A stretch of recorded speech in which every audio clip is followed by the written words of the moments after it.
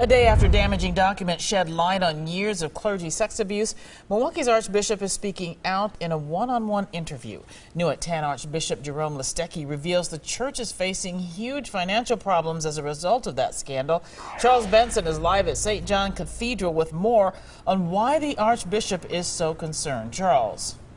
Well, bankruptcy bills have cost the Archdiocese millions of dollars, and now it claims it's going broke. Archbishop Dolan says he transferred $57 million of the cemetery fund to a trust fund in 2007 to protect it from, quote, any legal claim or liability.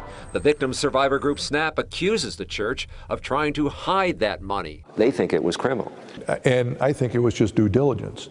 The cemetery fund was always protected because it was a trust. Published reports indicate the Archdiocese has spent more than $30 million on litigation, therapy, and assistance for survivors. It's one of the things I said almost immediately at the outset. We have only a fixed amount of money, and that money in terms of the estate has been basically drained. So is there any money left to compensate? No, so we would have to figure some way to be able to do that in order to offer something to those that have legitimate claims before the Archdiocese. Potentially selling assets?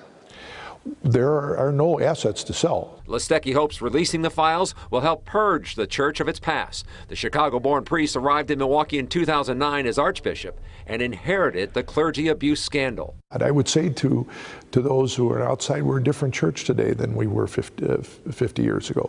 And that's thanks to those victims who courageously came forward to tell their story. They've helped us basically to change. What shocked you? What stood out for you when you looked at this in its totality?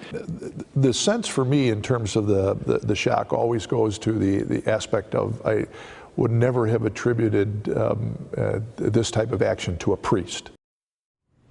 And Listecki tells me the Catholic Church itself has done more to address the sex abuse issue now than any other institution in society.